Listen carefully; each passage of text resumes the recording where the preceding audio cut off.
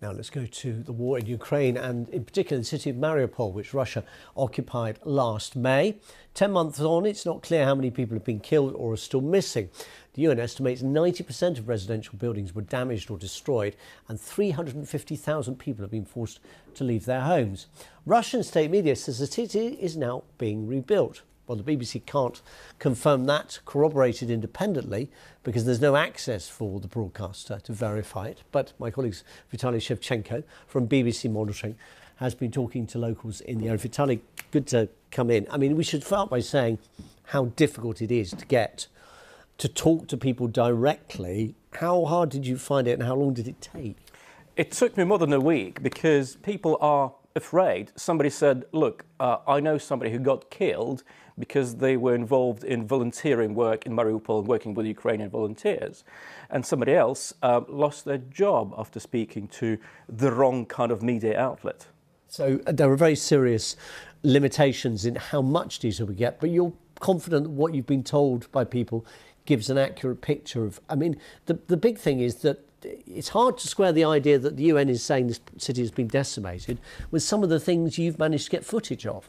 Yes, we've seen satellite pictures, we've seen various video clips provided by people who are still there, and I've spoken to some of them. And the picture they have painted is that of a massive rebuilding effort, massively expensive one as well, and also an effort on the part of Russia to assimilate Mariupol into Russia and make it Russia's own.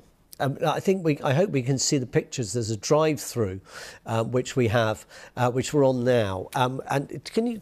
I don't know if you can. How much of this you can see, Vitaly? But what can you talk us through? Because it doesn't look like a decimated city. Well, the UN, in my ignorance, the UN says that 90% of apartment blocks like decimated have been damaged or destroyed, and the buildings that are beyond repair, it seems that Russia is pulling them down and building new apartment blocks in their place. The ones that are repairable, they're replacing windows and radiators. Buses are running again. Hospitals, at least some of the hospitals, are working. The ones that weren't destroyed.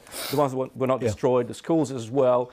So that's how Russia is trying to show that we can rebuild as well as destroy. And coincidentally, this is what Russia did 23 years ago in Grozny after the Second Chechen War. In terms of how Russia is trying to assimilate Mariupol, I've been told that things become much simpler and easier if you get a Russian passport. Right. In what way? The Russian state agencies, they are obviously the main employer in town at the moment. And so you're not going to get a job unless you've got a Russian passport. Right. That, and also to be able to travel to Russia, you really need a Russian passport. Which, of course, a lot of people would do, from that, particularly that part of Ukraine, because they'll have relatives in Russia. There might be Ukrainians who are travelling back home, things like that. But they do. A border that was quite porous. And also, it's very difficult to travel to Ukrainian-controlled territory now. Yeah. And also, there are persistent rumours that in order to be able to get a Russian pension, you will need a Russian passport. So all this pushes local residents towards becoming parts of Russia in very practical terms. I was very struck by one specific example in some of the conversations you had that you mentioned to us when you were briefing us about this work you've been doing, Vitaly, and you had someone basically saying that actually the pensions are going to be better under the Russian occupation than they were under Ukrainian control. Well, at the moment, retired pensioners in Mariupol, they're able to get two pensions, one from Russia, another one from Ukraine. So that's another... So you're better off under Russian occupation. That's the implication. That's the main message that Russia is pushing. In terms of propaganda, it's quite a useful one. Absolutely. And we'll have to remember that the media outlets that are still allowed to operate in Mariupol and are accessible in Mariupol easily, they are pushing a very hard pro-Kremlin agenda. But I've spoken to a very popular commentator from Ukraine. He's originally from eastern Ukraine, from Donetsk, but he's had to flee. He's called Denis Kazansky. And I put to him this idea that, look, local residents, some of them are happy to regain this sense of normality and stability, and they seem to be, some of them, happy to be under Russia.